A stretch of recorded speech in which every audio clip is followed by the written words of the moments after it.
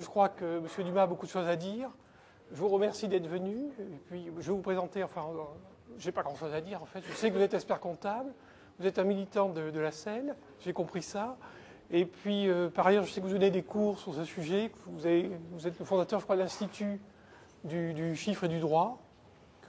Voilà, vous avez écrit un livre qui est ici, qui est à la disposition donc, de ceux qui sont là. Donc, je vais vous laisser parler. Bonsoir, Mesdames, Messieurs. Donc, je tiens à remercier le docteur François Bellac de m'avoir invité.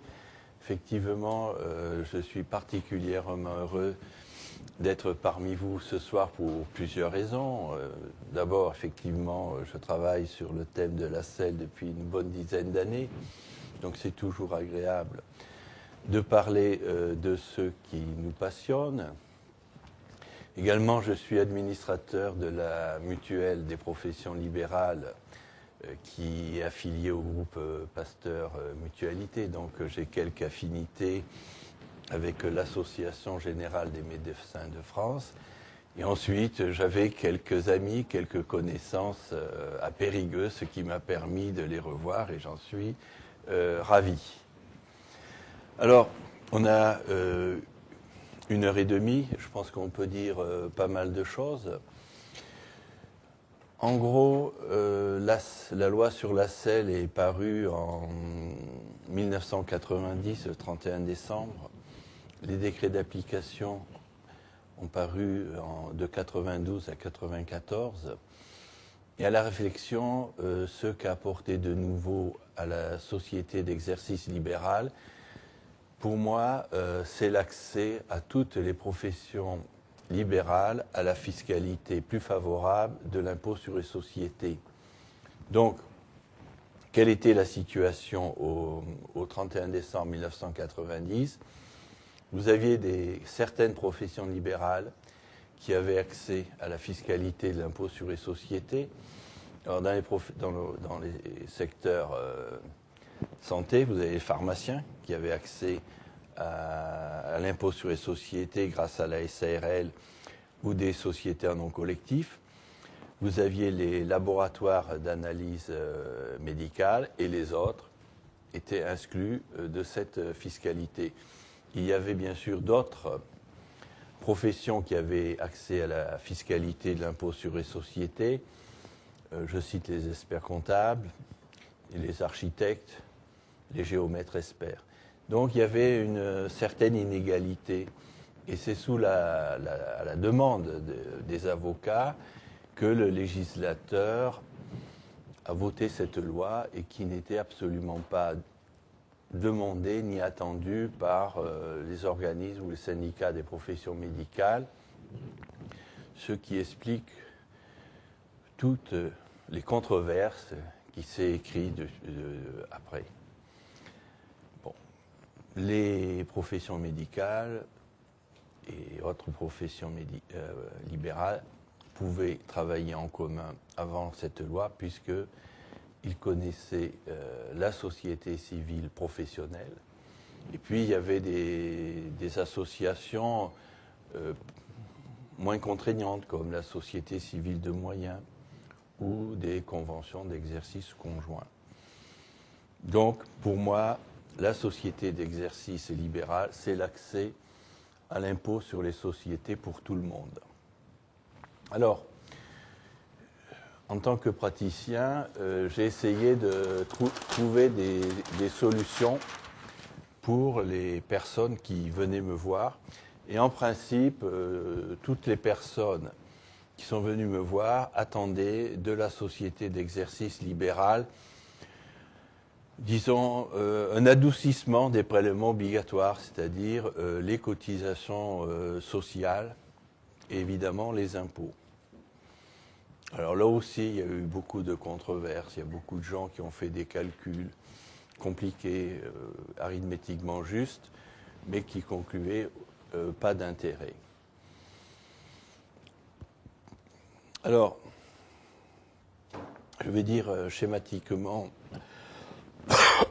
quels sont les paramètres dont peut bénéficier un libéral.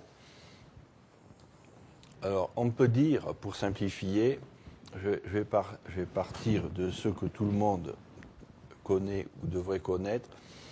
C'est ce que j'appelle le BNC pur et dur.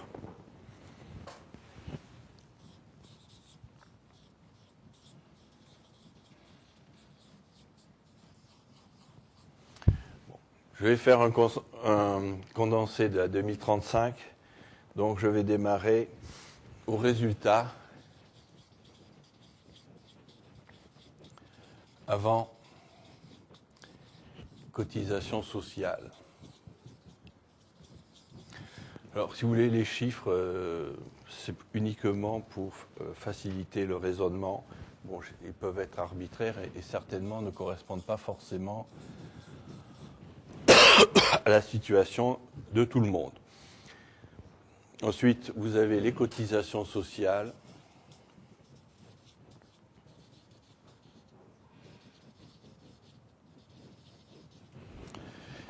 Et dans les cotisations sociales, bon, j'ai pris un chiffre arrondi, bon, 50 000, et vous aviez le bénéfice net.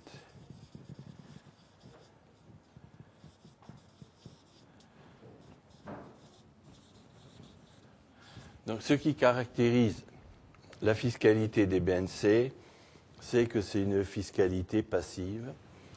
Le contribuable n'a pas la possibilité de faire des arbitrages et donc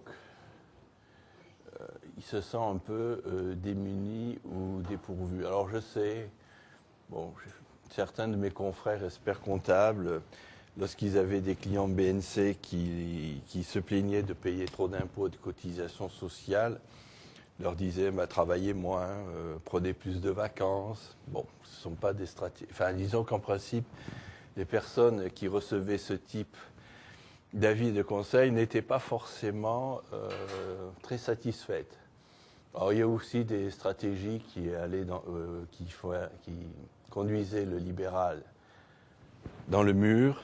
C'est-à-dire une année, à partir du 15 décembre, on ne mettait plus de chèques en banque. L'année suivante, c'était le 1er décembre, et ainsi de suite, ainsi de suite. Et jusqu'au jour où j'ai eu au téléphone un chirurgien dentiste de Cannes qui m'a expliqué qu'il avait dans son coffre des chèques qui représentaient 2 ans de son chiffre d'affaires, il ne savait pas quoi en faire. Donc c'est des stratégies, disons, à court terme. Alors, qu'est-ce qu'apporte l'impôt sur les sociétés ? Bien, déjà, dans l'impôt sur les sociétés, il y a 2 contribuables. Il y a le libéral et la société. Et on verra que cette fiscalité permet un certain nombre d'arbitrages. Alors, je vais prendre 3 cas de figure qui vous permettront de toucher les marges de manœuvre.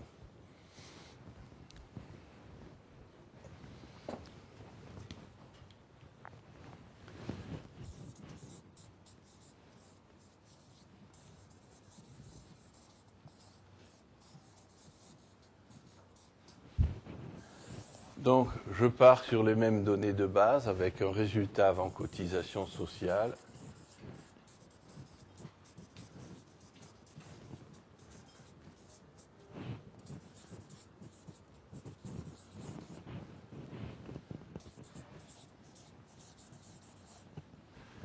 Ici, le libéral,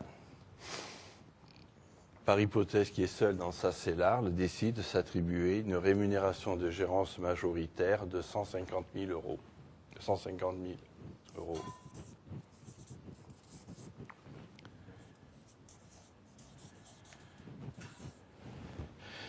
Donc, dans la pratique, vous savez que l'assiette des cotisations sociales présente un décalage de 2 ans, mais pour le raisonnement, je fais abstraction de ce décalage, sinon on ne s'en sort pas ou on y sera encore dans un mois. Donc, assiette de cotisation égale, les cotisations sont exactement les mêmes, donc les cotisations sociales sont de 50 000. Conclusion, dans cette hypothèse-là, le bénéfice c'est 0. Évidemment, l'impôt sur les sociétés, c'est égal 0. Alors vous allez me dire, pourquoi faire une société à l'IS si c'est pour avoir les mêmes résultats qu'un BNC? En pratique, je suis de temps en temps saisi par des personnes qui sont assez larges et qui fonctionnent comme des BNC. Alors ça, c'est le cas poussé à l'extrême. Et aussi, ça permet de démontrer que, tout au moins dans les premières années où les libéraux pouvaient créer une selle, on leur disait, attention, la selle, c'est un voyage sans retour. Ben, on voit bien que c'est une fadaise parce qu'une selle peut fonctionner comme un BNC, mais bien sûr, l'inverse n'est pas vrai. Un BNC ne peut jamais fonctionner comme une selle à l'impôt sur les sociétés. Donc voilà, on a vu une hypothèse de fonctionnement et donc on va voir l'hypothèse inverse. Donc l'hypothèse inverse,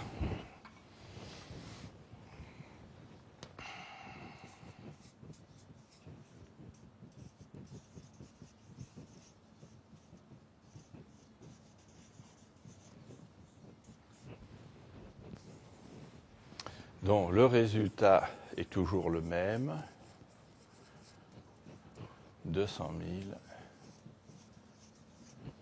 Et dans ce schéma-là, le libéral, le médecin chirurgien dentiste, décide de prendre une rémunération de gérance de 0. Conclusion, pour faire abstraction des décalages, les cotisations sociales sont 0.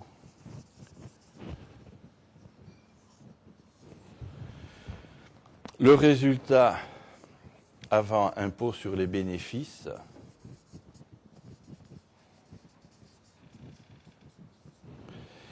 est de 200 000. Sur ce résultat, on va déduire l'impôt sur les sociétés, 60 700. Alors l'impôt sur les sociétés, il y a deux taux. Jusqu'à 38 120 € de bénéfices par an, c'est 15%, c'est pas cher. Au-delà de 38 120 € de bénéfices par an, c'est 33 1/3. Bon, l'impact, c'est un gain de 6 000 €. Et donc, on a un bénéfice après IS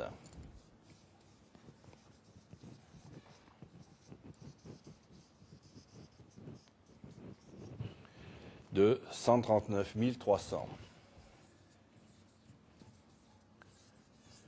Donc, il y a quelques années, j'avais eu l'occasion de discuter avec le docteur Gérard Modrux, que vous connaissez bien, puisque c'est le président de la caisse de retraite des médecins.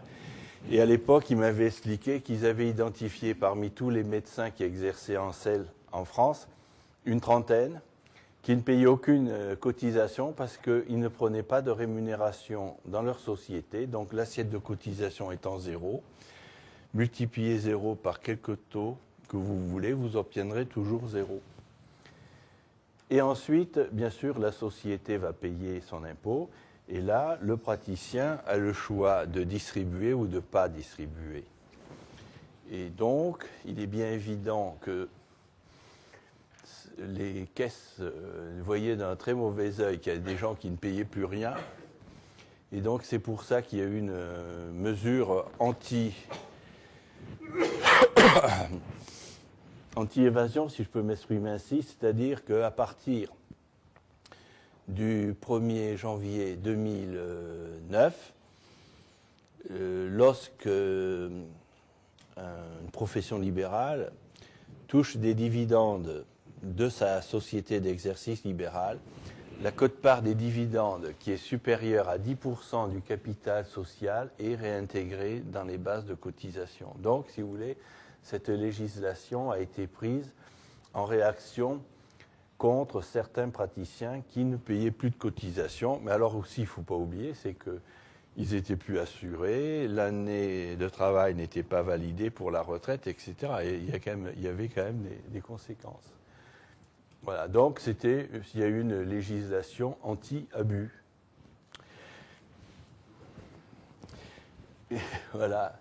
Mais voilà, donc ça veut dire qu'à cause d'une trentaine de médecins, et peut-être dans d'autres professions, il y avait des cas similaires, on a eu droit à cette contrainte. Alors, dans ce type-là, les gens qui avaient créé une CELAR là, au capital de 50 000 francs, puis converti en euros, bon, ben, ceux-là, pratiquement, ils ne pouvaient plus prendre de dividendes. Alors, bon, vous savez très bien que j'ai pris ces cas extrêmes pour le raisonnement. Bon, je ne dis pas qu'ils n'existent pas, mais quand même, ils sont relativement rares. Et je vais prendre la troisième hypothèse qui, à mon avis, correspond à l'utilisation raisonnable et sensée de la CELAR. Alors, l'utilisation raisonnable et sensée de la CELAR, ce que j'appelle l'hypothèse 3,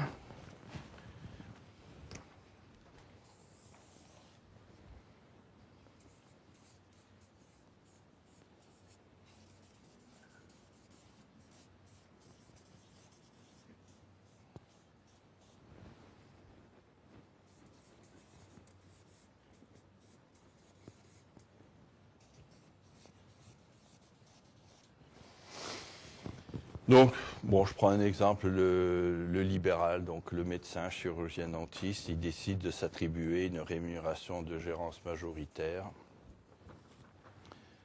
de 100 000 euros.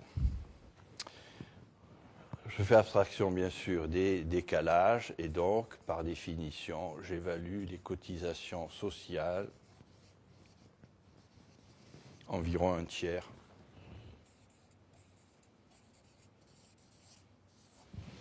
Donc, j'ai un résultat avant IS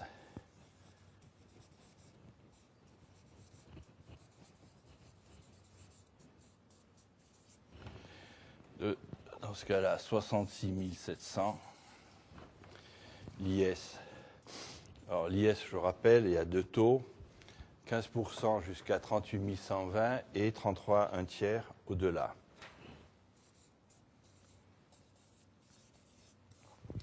Et donc, vous avez un bénéfice après IS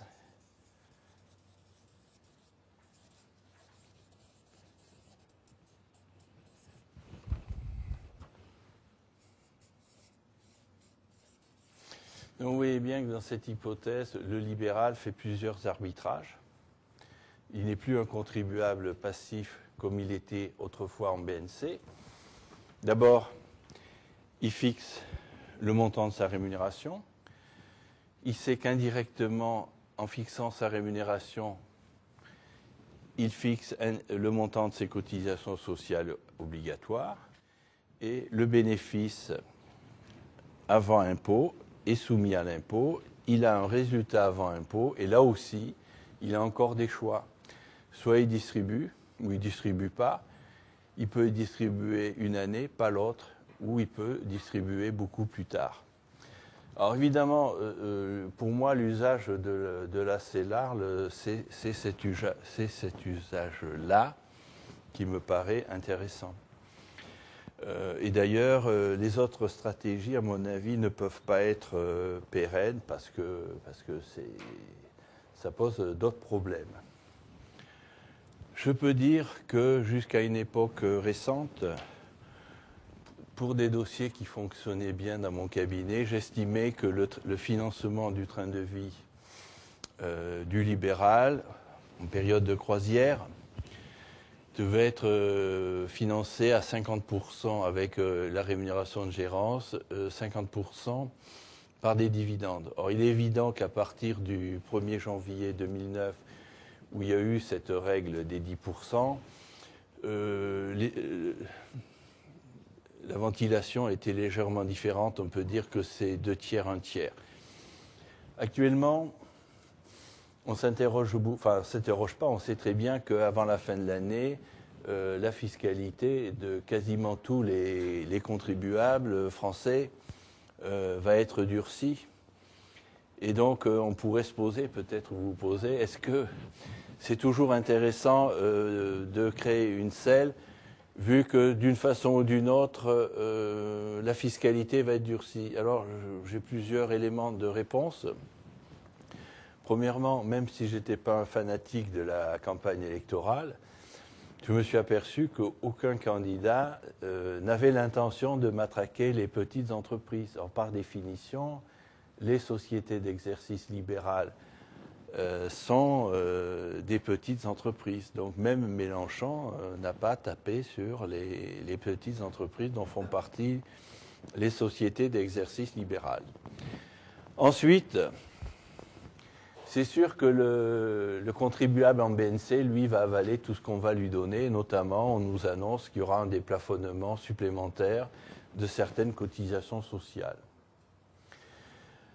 Pour le contribuable, donc comme on ne connaît pas exactement les mesures, bon, on pourra dire que dans sa capacité d'arbitrage, eh bien, le libéral en société d'exercice libéral pourra toujours faire des choix. Mais le plus important pour une CELARL, à mon avis, ce n'est pas l'argent que le libéral appréhende, c'est l'argent qu'il laisse dans sa société. Et je pense que malgré les nouveaux matraquages qui nous sont annoncés de la fiscalité, l'argent que le libéral laissera dans sa société ne sera pas plus taxé qu'il ne l'était jusqu'à présent. Et ce qui me fait dire que j'ai vu effectivement beaucoup de simulations pour comparer les deux régimes, et donc les gens qui font des simulations pour faciliter les comparaisons prennent pour hypothèse que le libéral en SEL distribue systématiquement tous ses bénéfices, et cette hypothèse de raisonnement implicite pour moi est totalement fausse, parce que dans les dossiers que je gère, quasiment jamais le libéral distribue tous ses bénéfices parce qu'il gère à l'intérieur de sa CELARL sa capacité d'épargne. Donc voilà, comme introduction, ce que je voulais vous dire très brièvement pour vous dire, voilà comment je vois l'application de la SEL. Je sais que c'est mon approche. Jusqu'à présent, ça satisfait mes clients, c'est déjà pas mal. Bon.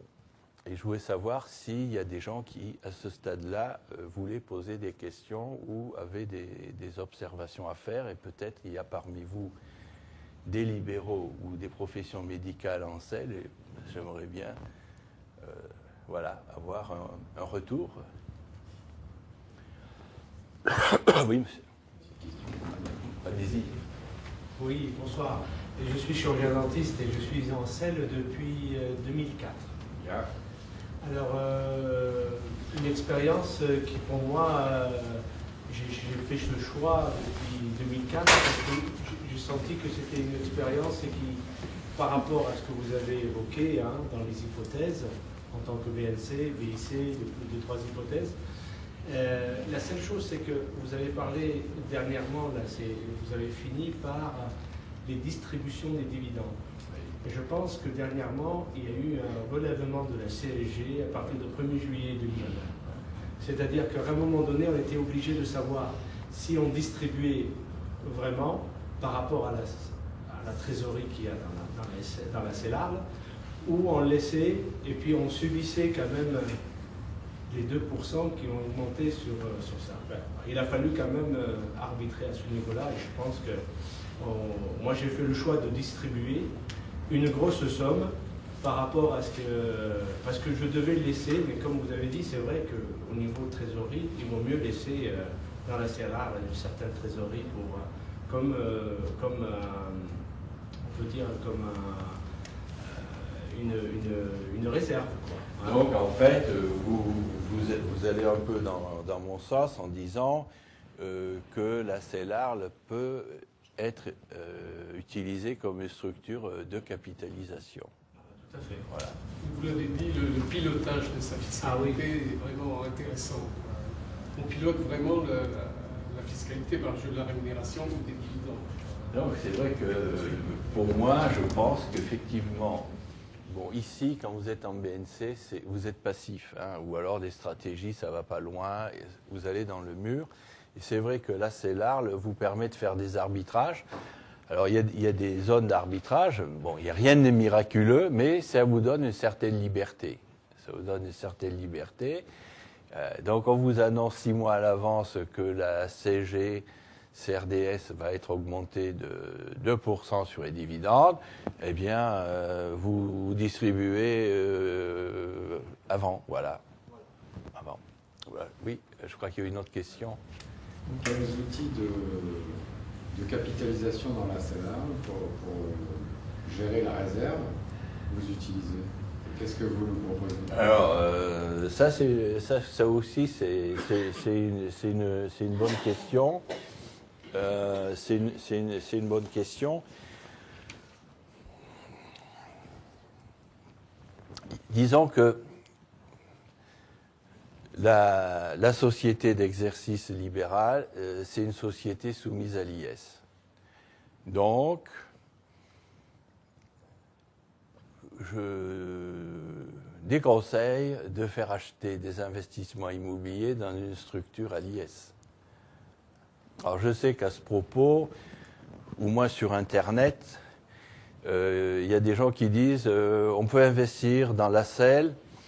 C'est pas grave, lorsque j'arrêterai mon activité professionnelle, je change d'objet social et donc ça change rien. Sauf qu'à mon avis, cette analyse n'est pas bonne du point de vue fiscal, parce que dans la loi qui a créé la selle, il est bien précisé qu'une selle ne peut avoir qu'une activité professionnelle. Donc si vous êtes médecin, votre selle ne peut exercer que la médecine. Si vous êtes chirurgien dentiste, votre selle ne peut exercer que la chirurgie dentaire. Et que fiscalement, et ça c'est bien connu, lorsque une société change d'objet social, fiscalement c'est considéré comme une dissolution et une création d'une nouvelle société. Donc c'est une catastrophe fiscale. Donc, effectivement, il faut trouver d'autres solutions. Alors, la solution que je préconise, c'est de créer un groupe de sociétés. Alors, vous êtes médecin? Bon, ben c'est très bien parce que le décret qui a été publié pour les médecins, c'est un des derniers. Il a été publié en 2004. Et à mon avis, je ne sais pas s'ils l'ont fait exprès, mais c'est un décret qui est le plus favorable à l'utilisation patrimoine de la selle. Donc, vous avez une selle IS.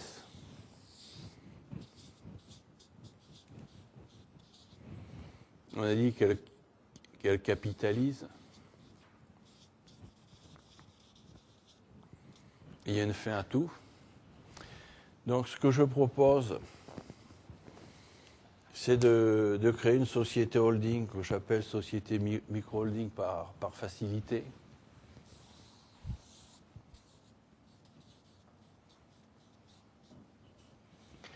Et donc, ce qui est intéressant dans la selle des médecins, c'est que 25% du capital peut être détenu par un non-médecin. Donc, le médecin, dans ce cas de figure, va avoir 75% des parts et la société micro-holding va avoir 25%. Bon, il se trouve que j'ai dans ma clientèle énormément de professions médicales. Bon, la plupart du temps, ce sont des gens qui travaillent énormément, mais ça, vous le savez. Et donc, en principe, on peut considérer que ce sont des gens qui sont aisés. Bon, mes clients ne se connaissent pas tous entre eux. Ce qui est certain, c'est que, à de rares exceptions près, quasiment tous mes clients investissent dans l'immobilier, ce que je comprends puisque l'investissement immobilier vous protège contre l'inflation. Et que si vous investissez dans l'immobilier avec un emprunt, ben vous gagnez deux fois. D'abord, vous avez un bien qui va probablement se réévaluer avec l'inflation. Et ensuite, ben, vos crédits, qui ne sont pas chers actuellement, vont fondre. Alors, pour investir dans l'immobilier, il faut créer des SCI.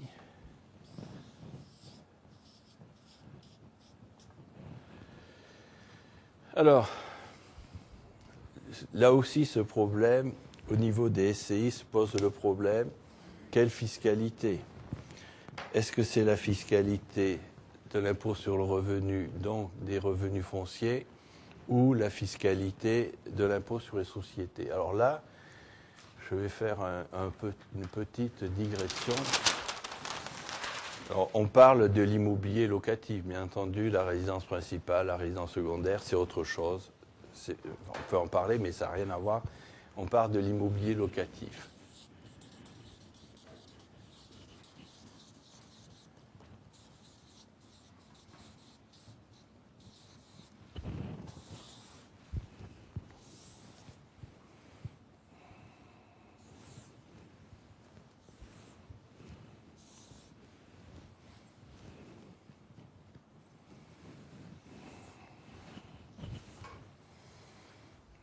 Donc, dans l'immobilier locatif, il y a trois phases. Vous avez la phase de l'achat,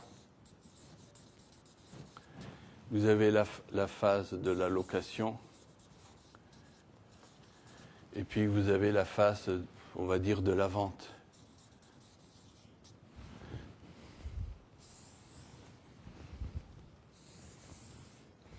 Beaucoup de gens croient qu'il faut choisir entre deux fiscalités.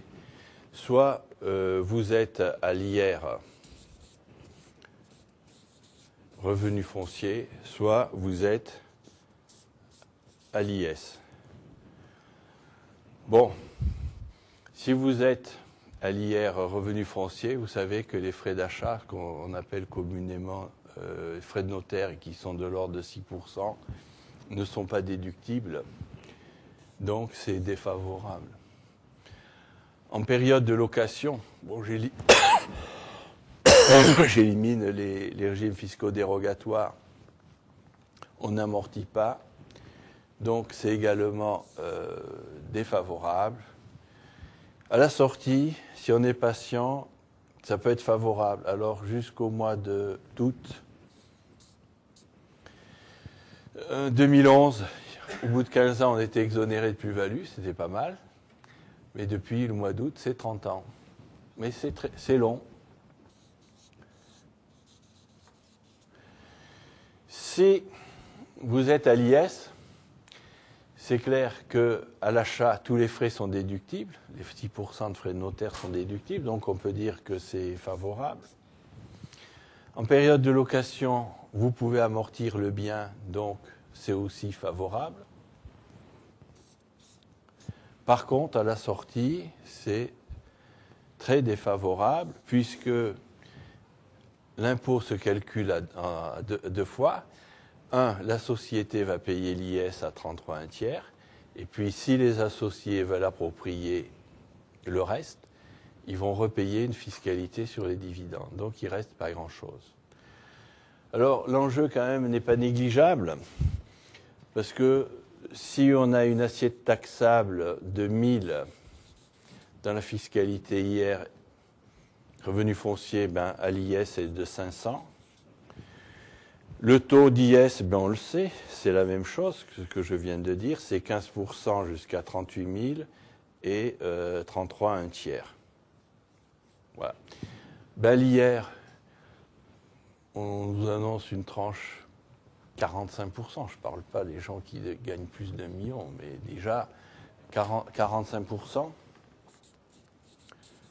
Et puis, quelqu'un l'a dit, depuis le début de l'année, la CG-CRDS sur le revenu capital, c'est 15,5%.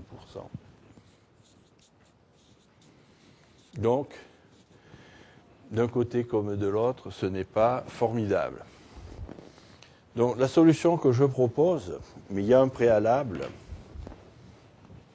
si le bien est détenu par une SCI,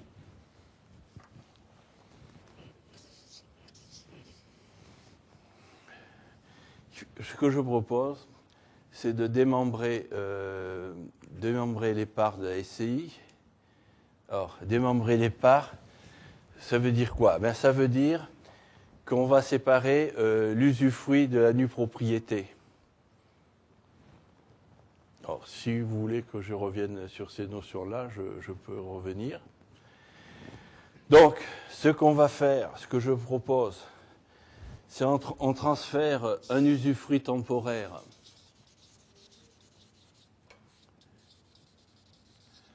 dans une société IS. Pour moi, c'est ce que j'appelle la société micro-holding familiale, et la nue propriété dans le patrimoine privé des personnes physiques.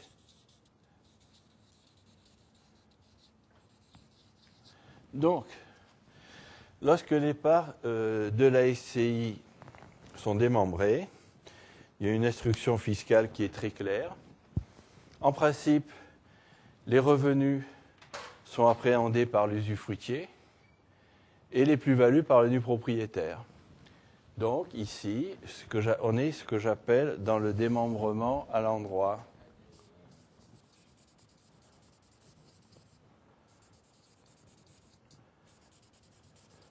C'est partout favorable. Bon, la seule chose, c'est que autrefois, il fallait attendre 15 ans. Maintenant, c'est 30 ans. Mais si vous êtes à l'IS, de toute façon, vous serez toujours imposé. Il faut être patient. Et puis, bon, au début, je m'arrêtais là. Puis, vous avez des gens qui n'ont pas de chance. Ils ont fait le démembrement que j'appelle à l'envers. Alors, en gros, l'usufruit est conservé dans le patrimoine privé des personnes physiques et la nue propriété dans une société à l'IS. Donc, ici, c'est défavorable tout le temps. Alors l'avantage, c'est que ça ne s'arrête pas là. C'est aussi une incidence en matière d'ISF. Bon, en matière d'ISF, quand vous déclarez la valeur d'un bien immobilier, la valeur vénale est indépendante de la façon dont les revenus sont taxés. Donc, dans les deux cas, la valeur vénale est la même. Si par contre, vous avez un démembrement, eh bien, et si le démembrement temporaire est limité à 10 ans, il y a aussi un article du Code général des impôts qui dit qu'un démembrement temporaire à 10 ans, ça représente 23% de la pleine propriété. Donc, pour un même bien, l'assiette est réduite. Et vous savez que le nu propriétaire ne paie pas n'a pas d'assiette. Malheureusement, pour ceux qui se trompent de sens, là, l'addition est salée. C'est quasiment le double. Alors, bon, jusqu'à présent, mon exposé s'arrêtait là. Et évidemment, lorsque j'étais jusqu'au mois de juillet 2011, quand j'avais des gens qui n'avaient pas la chance d'avoir créé une SCI pour faire un démembrement, je leur disais, ben, c'est très simple, on va attendre 15 ans. Au bout de 15 ans, ben, votre bien sera hors plus-value, il suffira de transférer la propriété à une SCI et vous pouvez rentrer dans le schéma. Voilà. Ça coûte un peu d'argent, mais c'est un investissement. Bon, maintenant, dire à quelqu'un, ben, vous savez, il faut attendre 30 ans, c'est quand même un peu long. Et donc, par une indiscrétion, j'ai appris que dans la bonne ville de Grenoble, il y avait un professeur agrégé de droit romain, issu d'une lignée de professeurs agrégés de droit romain de père en fils depuis plusieurs générations, qui se défiscalisait grâce à l'amphithéose.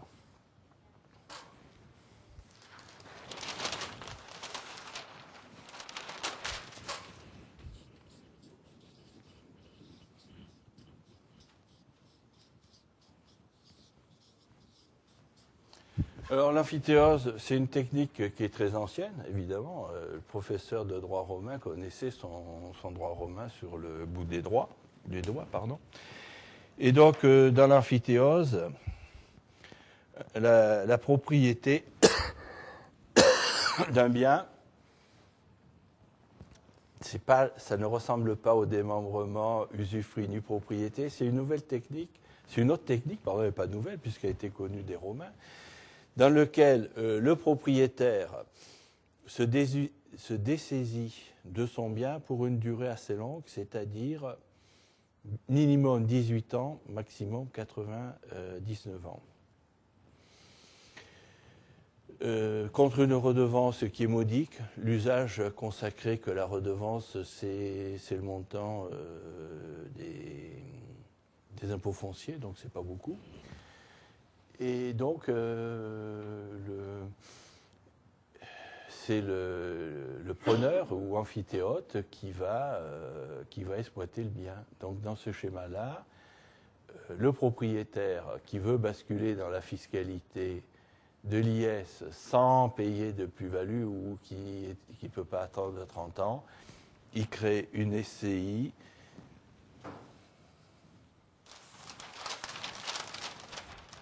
ce qui lui permet de rentrer dans ce schéma-là, mais il ne paie pas de plus-value. Voilà. Voilà comment on peut rentrer de deux façons dans le schéma pour les gens qui n'ont pas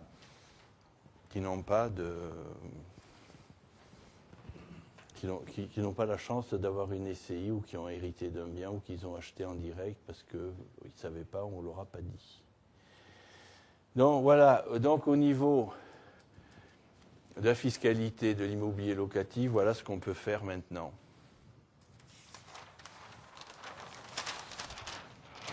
Donc, je reviens sur mon premier schéma. On va créer un groupe, enfin, on crée forcément un groupe de sociétés.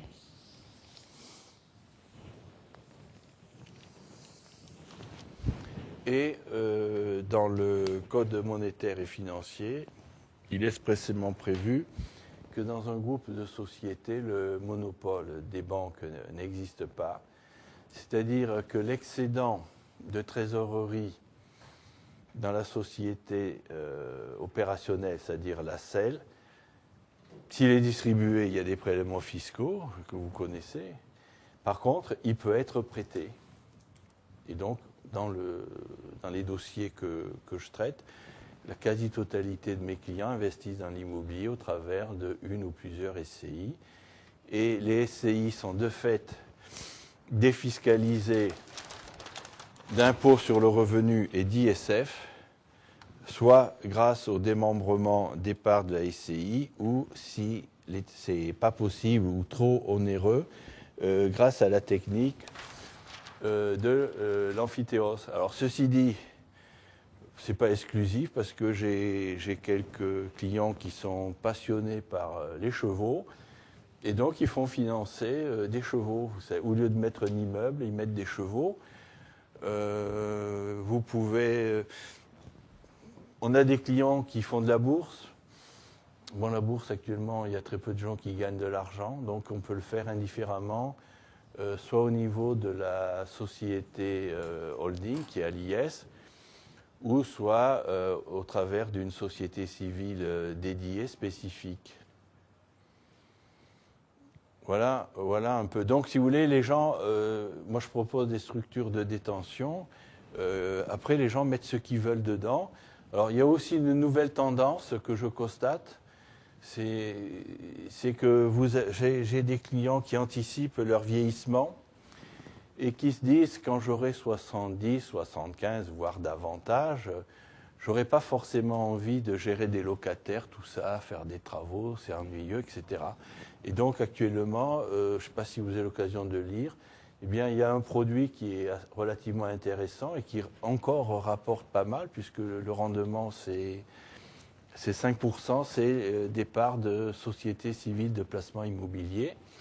Il en existe environ 120 ou 150, après il faut choisir. Et donc, je commence à avoir des clients qui, au lieu de mettre un immeuble, un appartement, tout ce que vous voulez dans une SCI, achètent des parts de SCPI. Donc, ils sont toujours branchés sur le marché immobilier, mais ils n'ont pas le souci de gestion, de gérer des baux, d'avoir des travaux à faire, etc. Tous les trimestres, la SCPI leur fait un virement. Voilà. Est-ce que j'ai répondu à votre question? En partie. Oui, alors, Est-ce qu'on peut y mettre des placements en dehors des parts de SCPI purement financiers? Oui, bien sûr. L'assurance vie. Ah non, attendez, l'assurance vie, c'est un produit personne physique. Donc, ce qui ressemble le plus à l'intérieur d'une société, vous pouvez faire souscrire à une société en bonne capitalisation. Mais ce n'est pas de l'assurance vie. Donc, récemment, j'ai un client, il avait 1 million de cash dans sa société. Et puis, évidemment, son banquier, bon, c'était bien pour la banque d'ailleurs, mais bon, son banquier trouvait que c'était quand même embêtant. Et donc, il a téléphoné à mon client, et voilà, il a dit, si vous avez 1 million qui dort, c'est pas normal. Je vous propose 2 solutions. Soit vous souscrivez à un contrat d'assurance vie, ou soit vous le placez au nom de la société dans des obligations à haut rendement. Vous devez connaître ça à peu près. Donc l'épouse de mon client me téléphone, elle me dit voilà, la banque me fait 2 propositions. J'ai dit écoutez, si vous souscrivez un contrat d'assurance vie d'1 million, l'année suivante, je suis obligé de constater que vous avez appréhendé 1 million. Donc pour moi, il y aura 1 million de dividendes distribués. Pour simplifier, vous allez payer la moitié, c'est-à-dire 500 000 euros d'impôts supplémentaires. Donc ça a été vitement réglé. Elle m'a dit, ça ne m'intéresse pas, je vais placer le million dans des obligations de haut rendement que peut-être vous connaissez. Mais ici, moi, je ne vends pas de produits. Donc, moi, j'ai des gens qui achètent des chevaux de course dans leur truc, oui. Ouais. Oui. On peut tout à fait acheter des SICAV de trésorerie. Mais oui, bien sûr, sauf que ça ne rapporte plus grand-chose. Mais il faut mettre vraiment, comme vous dites, une somme plutôt... Il vaut mieux avoir une SICAV de trésorerie qui vous rapporte presque rien que d'avoir 0. Ça, on est d'accord. On est d'accord. Est-ce que c'est lourd ce montage-là de micro-holding, comptablement, fiscalement Écoutez, moi je fais ça depuis 20 ans, donc c'est pas lourd. Vous savez, au niveau des écritures, bon, dans la plupart des cas, bon, il n'y a pas vraiment un volume d'écriture excessif, si vous voulez. Après, c'est du papier, si vous voulez. Donc, pour moi, ce n'est pas lourd et c'est quand même rentable pour le client. Parce que là, au micro-holding, puisque vous me posez la question, ça me permet de rebondir sur un autre problème.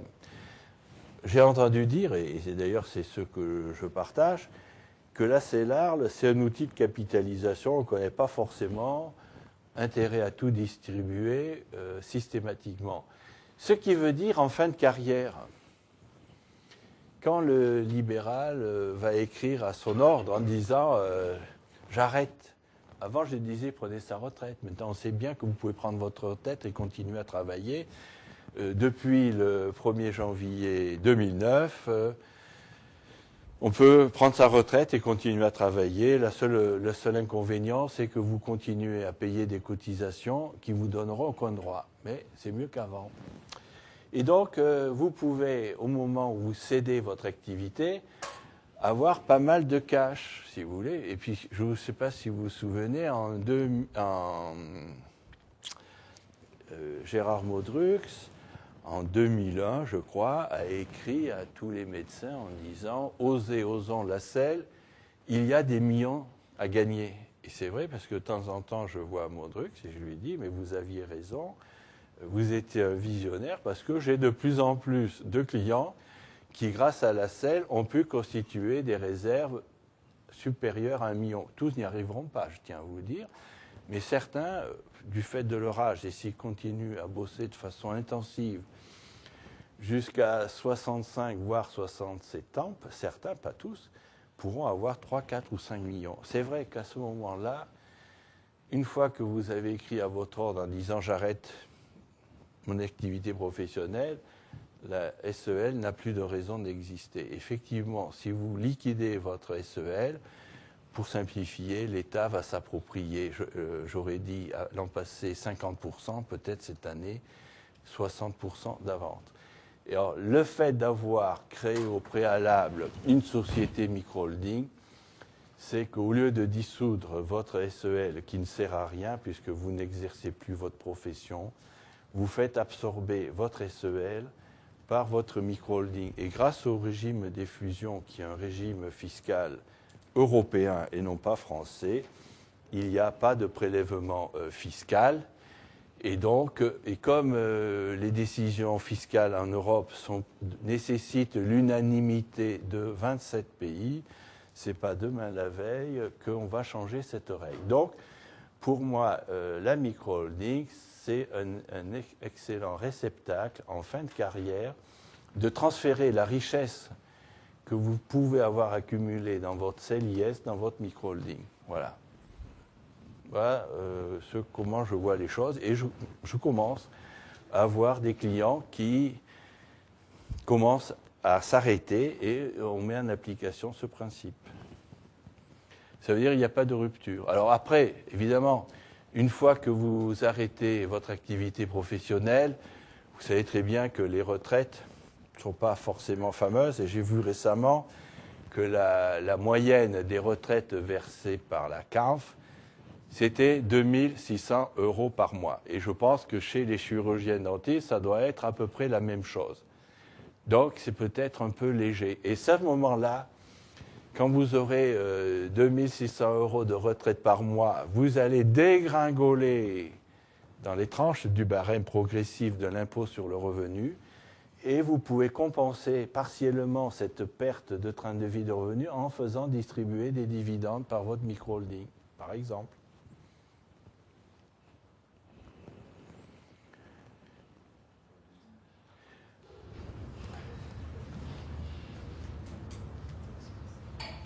Est-ce qu'il y a d'autres questions? En cas de décès, comment ça se passe Micro-holding, au niveau de la micro-holding si vous voulez, en cas de décès, vous aurez des héritiers. Donc, vos héritiers vont hériter d'une micro-holding. En principe, si vous avez géré toute votre vie professionnelle selon ce système-là, forcément, il y aura davantage à se partager pour vos héritiers. Et moi, j'ai la conviction que la plupart des micro-holdings que je crée survivront non seulement à mes clients, aux enfants, petits-enfants et arrière-petits-enfants de mes clients, parce que la micro-holding a un pouvoir de défiscalisation tel. Bon, je dis qu'il faut être très con pour s'en débarrasser. Alors, ce qui veut dire que lorsque j'ai des clients qui avancent dans l'âge, je leur suggère ou je leur recommande de faire de la pédagogie vis-à-vis de leurs enfants ou de leurs héritiers pour qu'ils comprennent l'intérêt de cette structure. Et si ça a été très favorable aux parents, ça ne peut être que favorable pour les enfants ou les petits-enfants. Alors ensuite, si on va plus loin, en fonction du patrimoine des parents, s'il y a 3 enfants et s'il y a assez de substance, on ne va pas créer une seule micro-holding, on va en créer 3. Ce qui veut dire que chaque enfant va recevoir sa propre micro-holding, comme il peut recevoir sa propre SCI, et ensuite il fera ce qu'il voudra. Celui qui veut conserver, continuer, continuera. Celui qui veut du cash, il va vendre ou il va dissoudre, et puis il fera, mais il n'obligera pas ses frères ou ses sœurs à casser la tirelire. Ça veut dire que dans votre schéma patrimonial, vous incluez tout le patrimoine dans ce système. Pas tout, vous n'êtes pas obligé. On a dit que déjà la résidence principale n'y rentrait pas. La résidence secondaire non plus. Si vous avez un bateau, vous n'êtes pas obligé de le faire entrer là-dedans. Si vous avez une collection de voitures, vous n'êtes pas obligé de le gérer là-dedans. Ici, c'est essentiellement le patrimoine qui produit des revenus, en gros. Donc, si vous avez une collection de voitures, c'est pour votre plaisir. Bon, peut-être vous ferez de la plus-value, c'est sûr. Mais voilà, donc pour moi, actuellement, le contenu, c'est essentiellement des investissements immobiliers, soit en ce que j'appelle en direct, ou par l'intermédiaire des SCPI. Non, vous n'êtes pas obligé de tout mettre. Hein. Non, c'est un choix personnel que vous faites. Mais dans la mesure où c'est une organisation qui, est, pour moi, peut durer très longtemps, ce que j'encourage, c'est que les parents anticipent. Alors, si vous avez un enfant, c'est très simple, il rafle tout.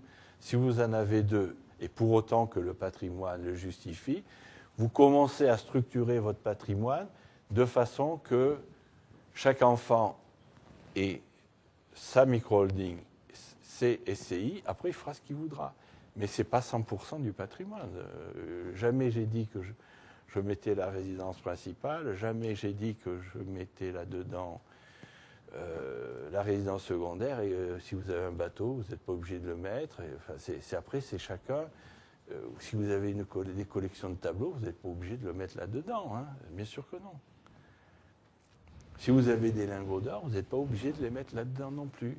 Quoique j'ai vu récemment une selle, à l'actif, il y avait un stock de lingots d'or. Et c'était pas un chirurgien dentiste, c'était un médecin. Hein, parce qu'un chirurgien dentiste pourrait peut-être avoir un stock de lingots d'or, mais un médecin, je ne pense pas. Voilà. Oui. Est-ce que dans la scène, on peut donner 1% à son épouse? Alors, vous êtes quoi? Alors, oui, vous pouvez donner 1% à votre épouse, puisque je vous ai dit que dans le décret d'application de la SEL pour les médecins, on a prévu que 25% du capital peut être détenu par un non-médecin. Alors, si votre épouse est médecin, vous pouvez tout lui donner d'ailleurs. Si elle n'est pas médecin, vous pouvez lui donner jusqu'à 25%. Voilà. Par contre, monsieur qui est chirurgien dentiste, lui ne peut pas donner, sauf si son épouse est elle-même chirurgien dentiste. Si son épouse n'est pas diplômée chirurgien dentiste, elle n'a pas droit d'avoir une seule part, en principe. En pratique, personne ne contrôle. Et si vous ne restez pas à la loi, il n'y a pas de sanction prévue. Et comme le législateur est très gentil, il vous donne un délai de 1 an pour régulariser. Donc, ça peut donner lieu à certaines tentations, sans risque. C'est comme si vous êtes flashé, on vous dit attention, vous avez été flashé à 200 à l'heure, c'est pas bien, on vous donne 1 an pour vous amender.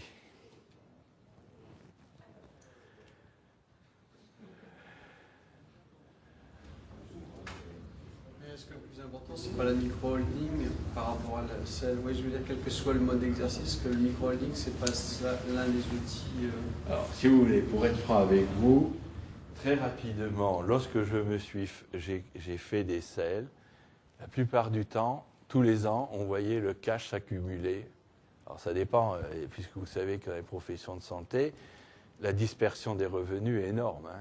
Vous savez que c'est énorme. Alors, pour certains, c'était cadencé. Pour certains, c'était 20 000 euros par an. Pour d'autres, c'était 50 ou 100 000 euros par an. Au bout d'un certain temps, les gens me disent « Mais qu'est-ce que je vais faire avec cet argent-là » Et c'est vrai que la quasi-totalité, quand je crée une SEL, dans les 6 mois après, je crée une micro-holding. Pourquoi? Parce que souvent, les gens ont déjà une ou plusieurs SCI. Ensuite, une fois qu'ils ont la SEL, ça démultiplie leur capacité d'épargne. Et apparemment, jusqu'à présent, il y a un consensus pour dire que le meilleur placement qui vous protège contre l'inflation, c'est quand même l'immobilier. Et donc, effectivement, quelqu'un qui a une SEL et qui n'a pas une micro-holding, il ne va pas très loin. Ça, c'est vrai. Pour moi, c'est indissociable. Indissociable. Et donc, dans mes dossiers, je n'ai quasiment aucune SEL qui ne soit pas accompagnée d'une micro-holding parce que c'est complémentaire. En gros, la SEL permet de gérer les revenus professionnels et la micro-holding permet de gérer en cours d'exercice les produits financiers, c'est-à-dire les revenus fonciers ou les dividendes. Et ensuite, la micro-holding vous sert de réceptacle. Lorsque vous cessez votre activité, vous transférez la richesse que vous avez créée sans prélèvement fiscal. Puis on sait très bien qu'à ce moment-là, vos revenus vont diminuer et vous pouvez maintenir votre train de vie en piochant, soit sous forme de dividendes ou autrement, pour avoir un train de vie décent, disons, supérieur aux 2500 € en moyenne que la CANF attribue aux médecins retraités, quoi.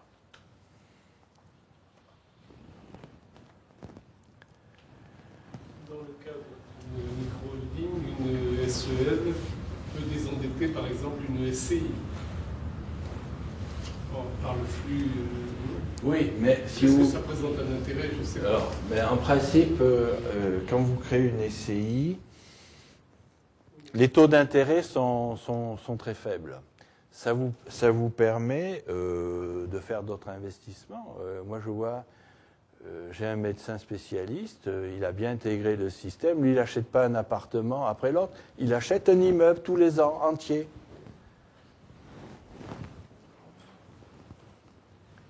Donc, si vous avez tous les cas de figure, mais en principe, si vous avez un investissement immobilier qui est financé par un crédit à des taux très bas, je ne vois pas l'intérêt de rembourser par anticipation. Si vous avez du cash, il vaut mieux faire un nouvel investissement. En gros, moi j'ai calculé, parce que j'ai des clients qui sont très prudents, j'ai calculé plusieurs fois que si vous achetez un bien immobilier au prix du marché, que vous le louez au prix du marché, le loyer doit vous permettre de rembourser un crédit qui a financé environ entre 60 et 70% de l'investissement. Et vous savez, quand vous empruntez, plus votre apport est significatif, plus ça vous permet d'obtenir des taux d'intérêt intéressants. Donc, effectivement, la SEL peut faciliter un apport qui représente environ 30% d'un investissement immobilier, par exemple. En principe, quand on a des emprunts à faible taux, il vaut mieux ne jamais les rembourser par anticipation. Il vaut mieux utiliser son argent ailleurs ou autrement.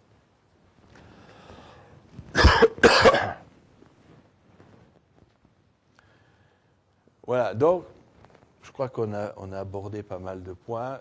Ce que je voudrais vous dire, c'est un peu la synthèse de ce que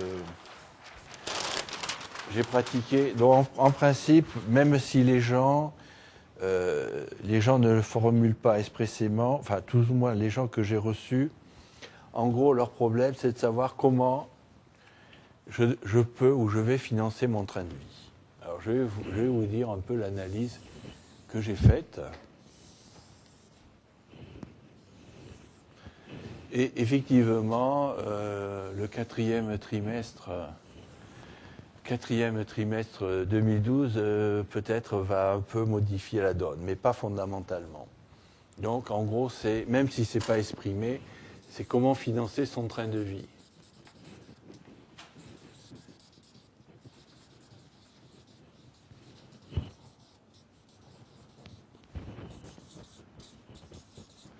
Bon, la solution la plus simple qui vient tout à l'esprit, c'est le revenu du travail.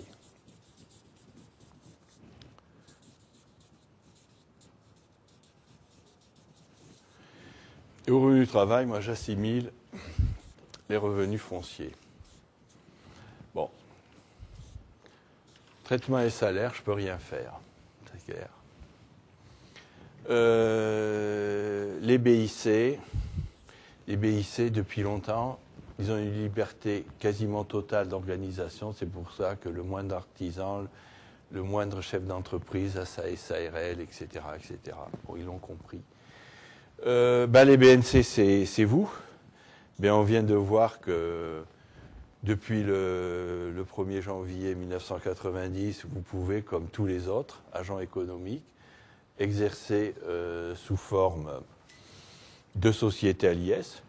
Bon, il y a aussi les agriculteurs, mais en principe, les agriculteurs, ça génère plutôt des pertes que des bénéfices, donc ça ne pose pas trop de problèmes en matière d'impôt de revenus. Et après, moi, j'assimile les revenus fonciers. Bien, depuis 33 ans que j'existe, j'entends toujours dire que la France, les revenus du travail sont accablés d'impôts et contributions, etc. Et ça n'a jamais changé. Donc, pour moi, c'est l'enfer.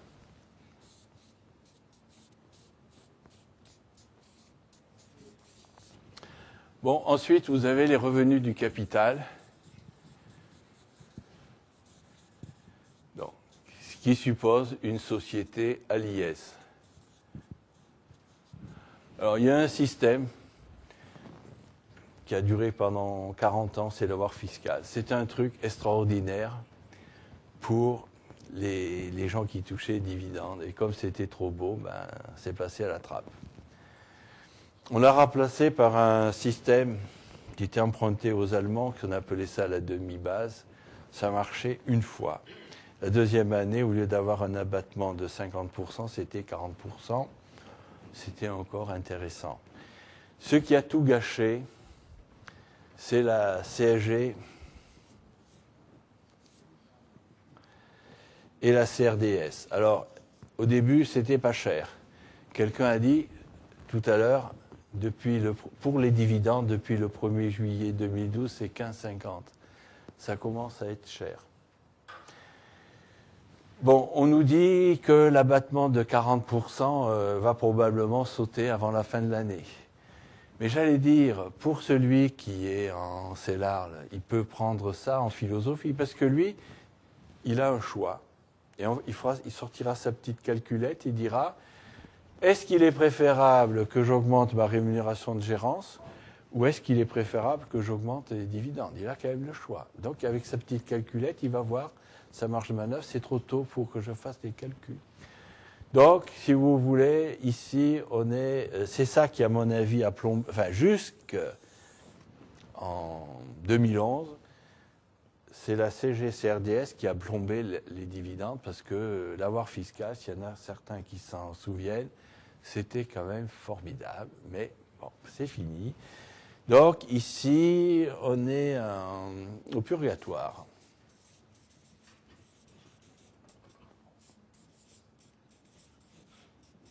Et puis, qu'est-ce qu'il nous reste? Mais il nous reste les plus-values.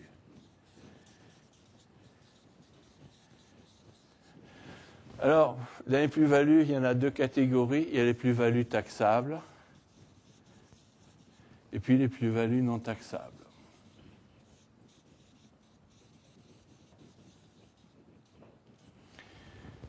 Eh bien, les plus-values taxables, c'est comme le reste. Autrefois, c'était 6%.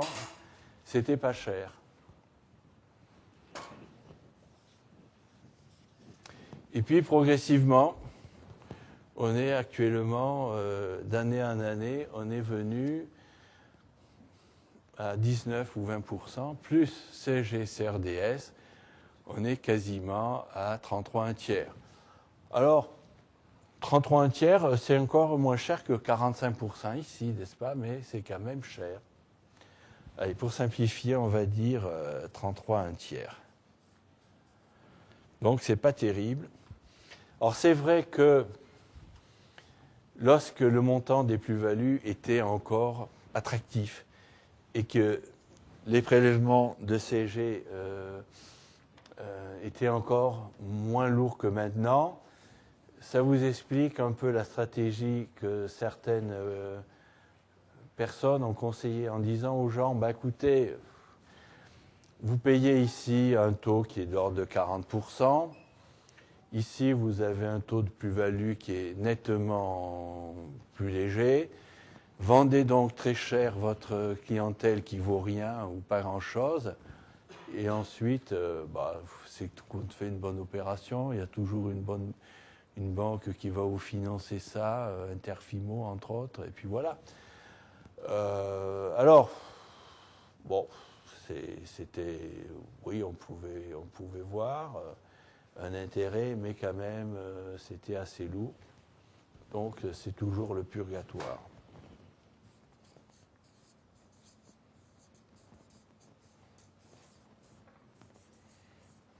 Alors, en principe, tous les articles que j'ai vus traitant la selle, ça s'arrête là. Et il y a une quatrième colonne. Jusqu'à présent, je n'ai jamais vu aucun article sur la quatrième colonne. C'est les plus-values exonérées. Alors la raison, c'est que c'est rare. Alors les plus-values exonérées, c'est 0 €, 0%. On n'est pas habitué. Mais ça vaut la peine de réfléchir. Alors, assez rapidement, vous avez la résidence principale. Pour le moment, elle n'est pas taxée, la plus-value n'est pas taxée. C'est pour ça qu'il m'est arrivé de recevoir des professions libérales, médicales, disons, qui, par suite des aléas de la vie, avaient accumulé des dettes et puis ils ne s'en sortaient pas.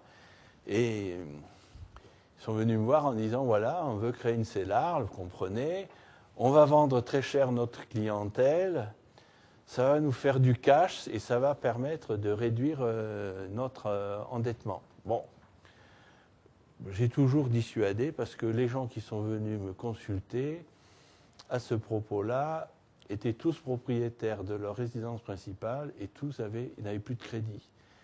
Et au lieu de vendre la clientèle, j'aurais dit, écoutez, il y a un truc plus intéressant à faire.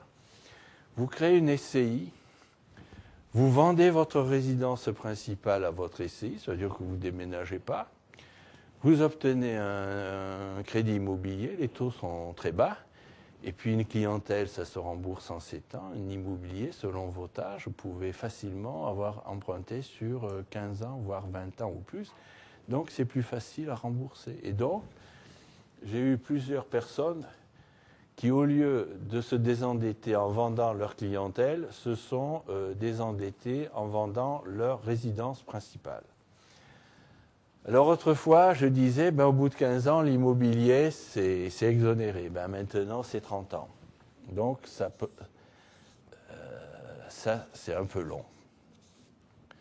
Alors, il y a aussi une chose que beaucoup de gens ignorent. Souvent, on crée une SCI avec un très petit capital. Et évidemment, on emprunte à la banque 100% d'investissement. Et puis, au bout de 10 ans, 12 ans, 15 ans ou 20 ans, le crédit est remboursé. Alors, ceux qui ont des comptabilités de leur SCI, c'est plus facile de le suivre. Mais en réalité, quand une SCI rembourse l'emprunt à la banque, elle s'endette vis-à-vis des associés. Et l'endettement d'une SCI vis-à-vis des associés se comptabilise dans un compte courant d'associés. Et donc,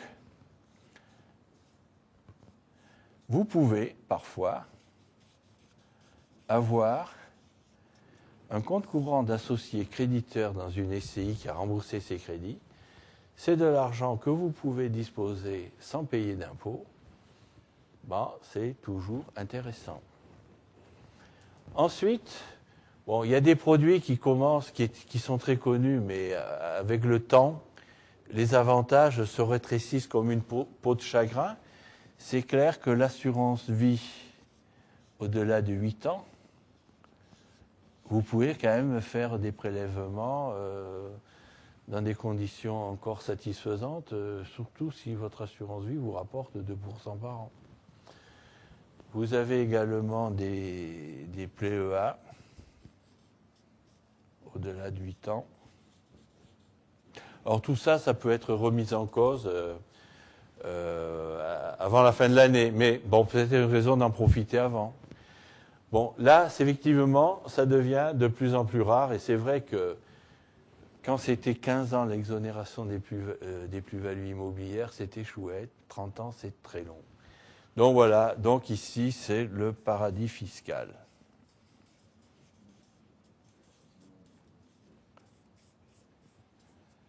Donc, avant de prendre une décision, c'est clair que, avant de prendre des gros salaires, avant de prendre des gros dividendes, avant de générer des plus-values qui seront de plus en plus lourdement taxées, si on fait une petite visite là-dedans, peut-être on peut avoir la surprise de trouver 100, 150 000 ou 200 000 euros de compte courant d'associés.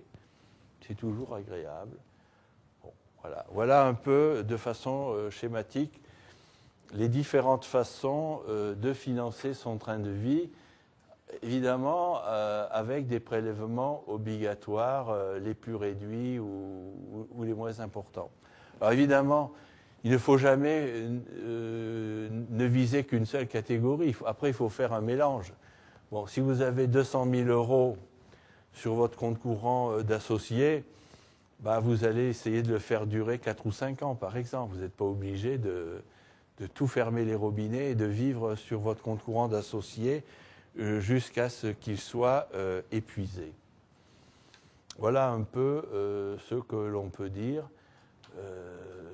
Donc c'est complémentaire à ce que je vous ai dit après, si vous voulez. Voilà. Alors, évidemment, il y a beaucoup de choses qui peuvent être dites en matière de sel. Alors, autre chose, si vous voulez, que je trouve choquant, et pour moi qui est très important, bon, ce que j'appelle les gens qui font des comparaisons. Donc en principe, les gens qui font des comparaisons considèrent, on prend un exercice de 12 mois en sel et on compare avec un exercice de 12 mois en BNC. Bon, dans la réalité, ça ne se passe jamais comme ça. Dans la réalité, pour créer une SEL, il faut qu'elle soit inscrite par le conseil départemental de l'ordre. Et ce qui est très intéressant, c'est que les commissions d'inscription ne se réunissent jamais le 31 décembre, ni le 2 janvier. Parce qu'il y a des gens qui me disent, est-ce qu'il y a une période de l'année qui est plus favorable que l'autre pour créer sa SEL? Je dis non, c'est pas comme le mariage autrefois.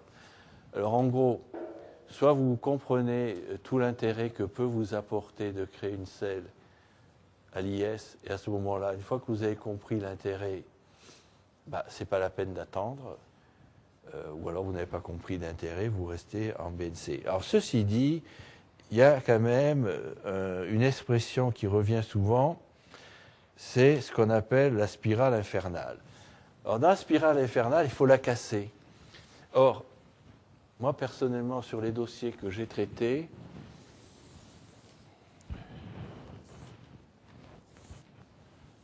voilà comment la spirale infernale... Bon, supposez que votre SEL est inscrite le 30 septembre.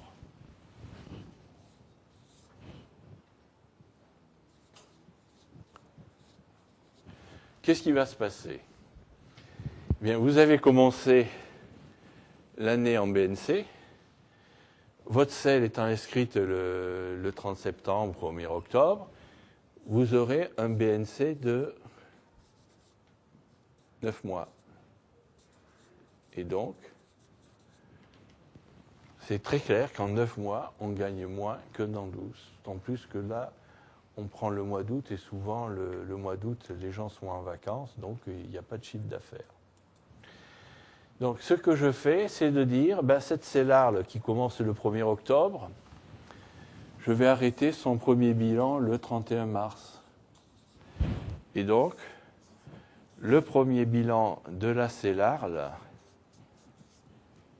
il a 6 mois. Eh bien, si vous voulez, ce simple découpage permet de casser la spirale infernale très facilement et beaucoup plus rapidement. Alors évidemment, les gens qui comparent un dernier BNC de 12 mois avec un exercice de 12 mois assez large, ils n'y arrivent pas, mais en réalité, j'ai jamais vu de CELARL inscrite le 31 décembre ou le 2 janvier. Donc, ça a un effet très important pour casser la spirale. Après, évidemment, les exercices suivants, c'est 12 mois, bien entendu. Mais, ceci dit, ça permet de casser la spirale infernale. Bon, vous connaissez ce qu'est la spirale infernale. C'est le décalage entre les assiettes et la perception des cotisations. Le décalage est 1 an en matière d'impôt sur le revenu et 2 ans en matière de cotisation sociale. Alors, également, une très grande surprise pour moi, j'ai abordé la SEL en tant que comptable, et en matière de chiffres, effectivement, les résultats sont au rendez-vous. Et donc, ma plus grande surprise, c'est que la plupart des gens pour lesquels j'ai créé des SEL, c'était des gens qui étaient stressés parce qu'ils vivaient dans l'angoisse d'avoir à payer des régularisations d'impôts, de cotisations sociales. Puis tout d'un coup, déjà, il y a un mécanisme pour casser la spirale infernale qui est très rapide, très efficace. Et après, tout est lissé, c'est-à-dire il n'y a pas de mauvaise surprise. Vous avez des gens qui me disent avant, j'hésitais à travailler davantage parce que je voyais pas l'intérêt. Maintenant que je suis en SEL et que je conserve une partie plus importante du fruit de mon travail, je n'hésite pas à travailler plus quand j'en ai envie. Inversement, vous avez des gens qui auraient voulu décrocher. Mais comme il fallait payer l'impôt l'année d'avant et les cotisations avec un décalage de 2 ans, ils ne pouvaient jamais décrocher. Donc, grâce à la SEL, vous avez des gens qui peuvent travailler plus et pas payer plus. Et puis vous avez des gens qui peuvent décrocher plus facilement parce qu'ils n'ont pas sur leur tête un passif latent. Et ça donne un certain confort, une certaine liberté. Les gens peuvent planifier plus facilement leurs dépenses. Il y a des gens qui m'expliquaient, mais au début du trimestre, j'étais angoissé. Je savais que je devais payer ça, ça et ça. Je dis, mais comment je vais arriver à faire rentrer autant d'argent pour pouvoir tout payer avant de pouvoir vivre?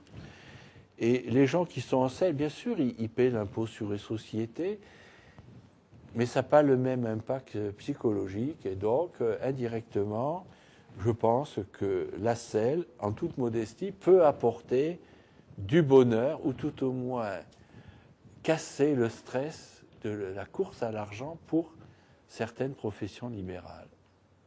Et ça a été une très grande surprise pour moi. Et c'est pour ça que dans la 3e édition de mon ouvrage, qui a été publié avec l'appui du groupe Pasteur, j'ai pris quelques témoignages, mais ces quelques témoignages ne sont pas des témoignages isolés, ça reflète un consensus d'ensemble de dossiers que j'ai eu l'occasion de traiter. Voilà. Est-ce qu'il y a d'autres questions ? On parle de l'intérêt de la SEL pour une transmission d'activité. Est-ce que ça a un intérêt pour de faire venir un jeune confrère et de faire rentrer dedans on a une SEL unipersonnelle? Alors, pour moi, je n'y vois pas d'intérêt. Je vais vous expliquer pourquoi. Parce que dans tous les développements, la SEL vous permet de mieux gérer vos économies. Donc, vous ne pouvez pas faire entrer dans votre SEL. Si vous gérez dans votre SEL vos économies, je ne vois pas pourquoi vous faites rentrer votre confrère. Celui qui a 3 ou 4 millions de réserves, je ne vois pas pourquoi il ferait cadeau à un confrère. Bon, le problème ne se pose plus, si vous voulez. Pourquoi ? Ben parce que la plupart des clientèles de profession médicale ne valent pas grand-chose. Et que même en lisant de certains journaux professionnels, je vois des professionnels qui disent « je propose ma clientèle gratuitement. Ils ne trouvent personne. Donc, trouver un jeune confrère, ce n'est pas par la selle. Ceci dit, puisque j'ai préconisé l'utilisation de la selle unipersonnelle, ça ne vous oblige pas, disons, à rester seul. Je crois qu'il faut dissocier le fait d'exercer seul ou à plusieurs avec la selle. Alors actuellement, je casse, entre guillemets, des selles ou des sociétés civiles professionnelles où il y a plusieurs professionnels à l'intérieur parce que ça ne marche pas. Donc les gens ne veulent pas... mais par contre, ils apprécient le confort et la qualité de vie de fait de travailler avec des collègues. Alors moi, ce que je propose pour des gens qui apprécient, je vois, il n'y a pas de vétérinaire ici, mais il y a très peu de vétérinaires qui travaillent seuls, et c'est très difficile, d'après ce qu'on m'a expliqué, dans une clinique vétérinaire, de dissocier les actes, si vous voulez. Alors, pour des professionnels qui veulent travailler ensemble, ils ne sont pas obligés d'être dans la même selle. Voilà le schéma que je propose. Bien, chaque professionnel fait sa selle.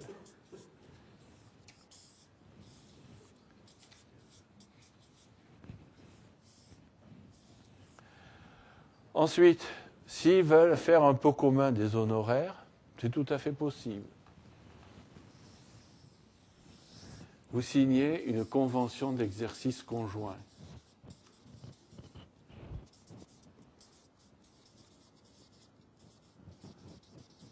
Donc là, vous mettez au pot commun les honoraires. Bon, vous avez des règles de fonctionnement, bien entendu, hein, je passe là-dessus. Et ensuite, vous créez une société civile de moyens pour mutualiser les frais, le loyer, le matériel, le secrétariat, tout ce que vous voulez. Et ensuite, chaque selle va recevoir une marge.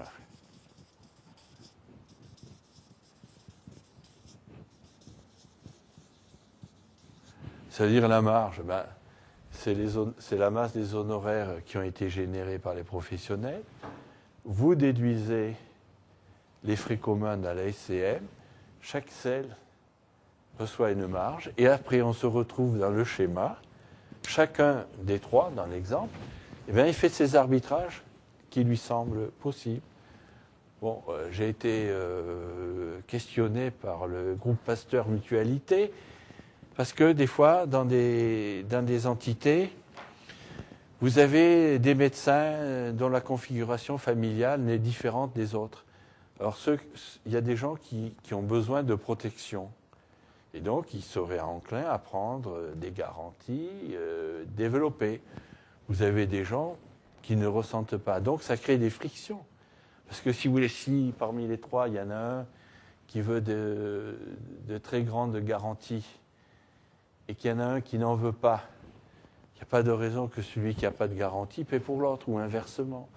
Donc, si vous voulez, on peut à la fois concilier les avantages de travailler en groupe, avec des degrés d'intégration plus ou moins sophistiqués, bénéficier de l'avantage, quand même, c'est quand même intéressant de pouvoir partir en vacances, tranquille, etc.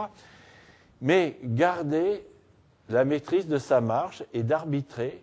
Chacun arbitre comme il veut sa marge. Si lui veut prendre un gros salaire, il prend un gros salaire. Celui-là ne prend pas de salaire, il ne prend pas de salaire. Chacun prend ses décisions indépendantes.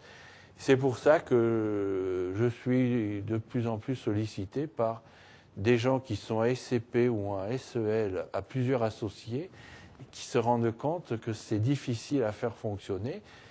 Et donc, on peut à la fois concilier les avantages du travail en groupe, mais chacun gère sa marge comme il veut, sans créer des contraintes vis-à-vis de ses collègues. Voilà comment je vois l'avenir. Voilà l'avenir. Pour moi, c'est ça. C'est ça. Là, c'est là où quand même incombe au gérant d'avoir une certaine rigueur. Parce que bon. Vous êtes d'accord ? Vous savez, celui qui n'a pas de rigueur en BNC n'en aura pas davantage en CELARL. Alors, si vous voulez, moi j'ai créé pas mal de CELARL et j'ai connu 3 échecs. Mais 3 échecs, c'est pas dû à la CELARL parce que c'est pas marqué sur le front des gens qui n'ont pas de rigueur. Effectivement, j'ai créé des gens, peut-être c'est une maladie presque, hein, des gens qui dépensent sans compter. C'est clair que si vous dépensez sans compter, de toute façon, que vous soyez en BNC ou en CEL, vous allez dans le mur. Mais c'est quand même embêtant de dépenser sans compter quand vous êtes en CEL. Ça devient ingérable. Donc ça veut dire qu'effectivement, pour quelqu'un qui veut créer une CEL, mais j'espère que c'est quand même la majorité des professions libérales, il faut être financièrement responsable, bien entendu. Quelqu'un qui dépense à tout va, ça n'a aucun sens d'avoir un CEL. Je suis d'accord. Alors, la rigueur, il faut pas exagérer. Si vous voulez, moi, le seul conseil, la seule consigne que je donne quand je rencontre un BNC qui veut aller passer en CEL, j'ai dit voilà, quand vous êtes en BNC, ça ne sert à rien de laisser la trésorerie s'accumuler sur un compte professionnel. C'est normal que périodiquement, vous virez l'excédent trésorerie du compte professionnel vers les comptes personnels, puis après vous faites ce que vous voulez avec, bien entendu. Bon, quand vous êtes en CEL, je crois qu'il faut faire l'inverse. Il faut alimenter les comptes personnels pour qu'ils soient à solde zéro, et donc progressivement, la capacité d'épargne se constitue dans la CEL. Et dans les cas que je vous dis, ça tombe quasiment d'une façon très régulière. Alors, tout dépend de la rentabilité. C'est vrai que moi, j'ai créé des CEL pour des médecins généralistes qui travaillent à mi-temps. Ça n'a rien à voir avec un ophtalmo qui opère, par exemple. Voilà. Mais les mécanismes sont toujours les mêmes. Et c'est vrai que si vous êtes en CEL, il faut au minimum être financièrement responsable, c'est-à-dire ne pas dépenser plus que ce que vous gagnez, tout compte fait. Est-ce que pour vous, tout le monde peut passer en CEL par rapport à un certain BNC quand on est... Alors, où il y a un BNC qui est vraiment un seuil et qui est vraiment défini? J'ai refusé 3 fois de faire des CEL parce que je considérais que ça n'apportait rien à la personne. 3 fois, c'est pas beaucoup, marqué. Alors, l'histoire de dire que la CEL s'est justifiée à partir d'un certain chiffre d'affaires, j'y souscris pas. Ça, c'est des histoires de banquiers qui ils veulent pas monter des dossiers pour des petits montants parce que c'est moins rentable pour eux. Mon approche est différente. J'ai créé des CEL pour des kinés, pour des infirmières. Bon, vous savez très bien que ces professionnels de santé n'ont pas la même rentabilité que d'autres. Alors évidemment, je ne tiens pas le même discours à ces gens qui ont des professions moins rentables, mais je pense qu'il y a un intérêt de passer en CEL pour la raison suivante. C'est que pour une infirmière ou un kiné, si je lui dis grâce à la CEL, vous allez améliorer votre train de vie de 1000 ou 1500 euros par mois, ils sont très contents, ces gens-là. Ils sont très contents. Par contre, si j'ai en face de moi un ophtalmo qui opère, qui génère un chiffre d'affaires de 500 000 ou d'1 million d'euros par an, si je lui dis grâce à la CEL, il aura 1000 euros de plus par mois, il s'en fout, c'est pas son problème. Donc j'ai un discours adapté à la rentabilité de la profession. Et pour moi, la CEL, je ne veux pas, sous couvert de CEL, de faire croire des choses qui ne sont pas vraies. C'est vrai que quand Modrux a écrit « Osons oser la CEL », il y a des millions à gagner au moment de la retraite arrivé, si vous voulez. C'est pas vrai pour tout le monde. C'est pas vrai pour tout le monde, mais ça va être vrai pour un certain nombre, si vous voulez. Donc, pour moi, je vous dis, depuis que j'exerce, j'ai refusé 3 fois de faire des CEL. Et 3 fois, j'aurais pas dû le faire, mais je m'en suis aperçu après que j'avais des gens qui étaient irresponsables financièrement. Dans l'ensemble, ça marche tout le temps. Dans les dossiers qui sont passés entre mes mains, bien entendu. Combien ça coûte en moyenne Combien ça doit coûter par an? Alors, moi, je vais vous dire, c'est pas la bonne question que vous posez. Ça rapporte combien? Parce que si vous voulez, vous ne créez pas une selle en fonction du coût, vous créez une selle en fonction de ce que ça vous rapporte. Eh bien, je vais vous dire, ça vous rapporte en fonction de votre train de vie. La notion de train de vie, c'est une notion très floue. Vous avez des gens qui semblent heureux et quand vous regardez leur compte, on s'aperçoit qu'ils font quasiment très peu de prélèvements. Puis vous avez des gens qui gagnent beaucoup d'argent, qui prélèvent beaucoup et qui vous disent qu'ils ont du mal à joindre les deux bouts.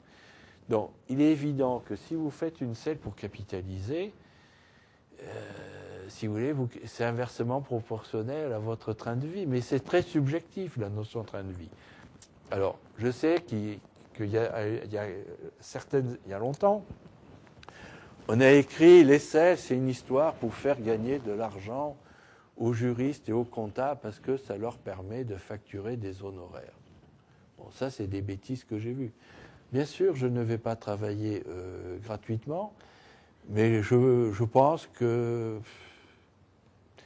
le coût, si vous voulez, par rapport au gain, pour moi, au maximum, c'est 10%. Pas plus. Pas plus. Donc, si vous voulez...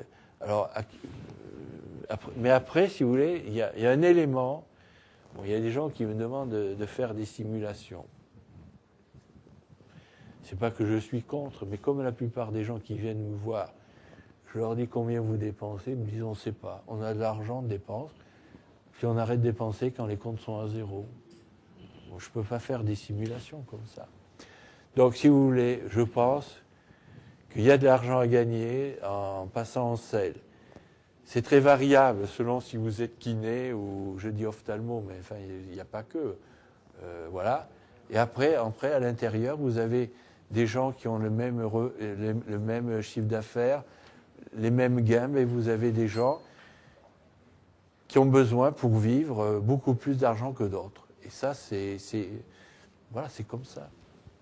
Donc, je crois que nous sommes invités à aller au buffet. Merci de votre attention.